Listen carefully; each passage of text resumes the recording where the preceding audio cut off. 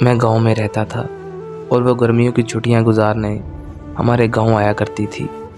اس وقت ان لوگوں کے پاس کار ہوا کرتی تھی۔ وہ کار میں آتی اور میں اسے دیکھتا رہتا۔ جس گھر میں وہ آیا کرتی تھی اس کا کزن میرا دوست تھا۔ ہم سب بچے ایک ساتھ کھیلا کرتے تھے، وہ بھی ہمارے ساتھ کھیلا کرتی تھی۔ ایک ساتھ کھیلتے کھیلتے ہم اچھے دوست بن گئے اور پوری چھٹیاں ہم خوب کھیلا کرتے تھے۔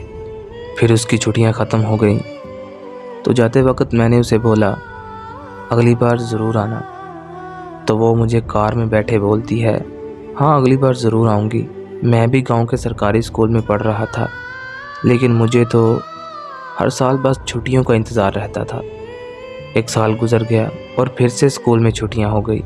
وہ پھر سے چھٹیاں گزارنے گاؤں آئی۔ میں بہت خوش تھا، اس بار ہم اور اچھے دوست بن گئے اور وہ میرے لیے شہر سے ایک تحفہ بھی لائی تھی جو آج تک میں نے سنبھال رکھا ہے۔ چھٹیاں ختم ہوئیں اور وہ واپس چلی گئی۔ اس بار مجھے اس سے شدت والا پیار ہو گیا۔ میں نے سوچا کہ اس بار اسے بتا دوں گا کہ میں اسے بہت پیار کرتا ہوں۔ بہت زیادہ انتظار کرنے کے بعد آخرکار یہ سال بھی ختم ہو گیا اور وہ پھر سے گاؤں آئی۔ اس بار وہ بہت پیاری لگ رہی تھی۔ میں اس سے ملا اور میں نے اسے پرپوز کر دیا۔ وہ بہت خوش ہوئی اور خوشی کے مارے میرے گلے لگ گئی۔ وہ میری زندگی کا سب سے یادگار لمحہ تھا جو میں آج تک نہیں بھول سکا۔ ساری چھٹیاں ہم نے ایک ساتھ گزاریں اور ہم نے بہت ساری باتیں کی۔ اس بار چھٹیاں اتنی جلدی گزر گئیں کہ پتہ ہی نہیں چلا۔ وہ واپس چلی گئی اور میں پھر سے اس کا انتظار کرنے لگا۔ یہ سال گزارنا میرے لیے بہت مشکل ہو رہا تھا۔ میں بس ہر وقت اس کا انتظار کرتا رہتا تھا۔ مجھے اس سے بے پناہ محبت ہو گئی۔ اس کا اتنا انتظار کرنے کے بعد آخرکار یہ سال بھی گزر گیا۔ ہر سال کی طرح آج بھی میں اس کی گاڑی کا انتظار کر رہا تھا۔ اس کی گاڑی مجھے دور سے نظر آئی تو میں بہت خوش تھا کہ میں آپ کو بتا نہیں سکتا۔ پورے ایک سال کے بعد مجھے اس سے ملنا تھا، لیکن جب وہ گھر آئی اور گاڑی سے اتری تو اس نے میری طرف دیکھا ہی نہیں اور اندر چلی گئی۔ مجھے بہت عجیب لگا۔ اس دفعہ وہ 2 دن میں ہی واپس چلی گئی۔ نہ اس نے مجھ سے بات کی، نہ میری طرف دیکھا۔ میں بہت پریشان ہوا۔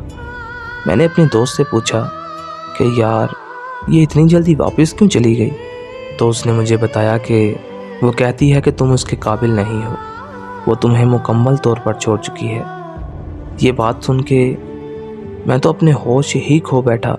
میں جس کے لیے پل پل مر رہا تھا، جس کا انتظار میں اتنی شدت سے کر رہا تھا، وہ میرے ساتھ ایسا کر سکتی ہے؟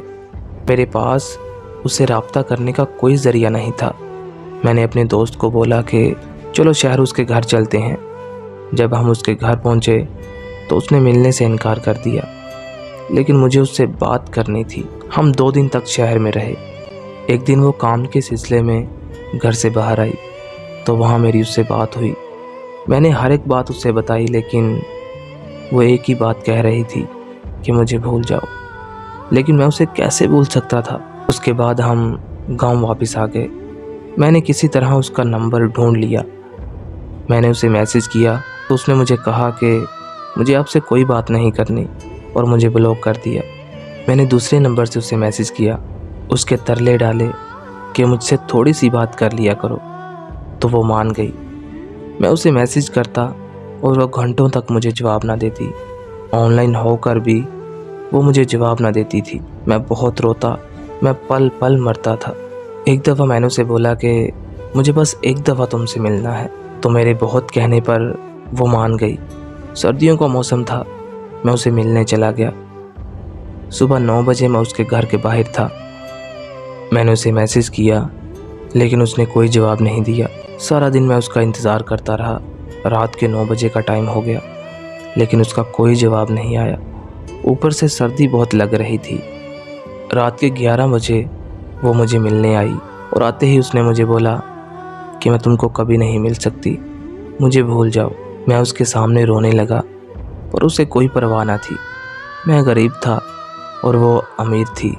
پھر میں نے بھی اسے بول دیا کہ آج سے تم آزاد ہو میری طرف سے۔ اتنا کہہ کر میں واپس آ گیا۔ آج 3 سال ہو گئے ہیں۔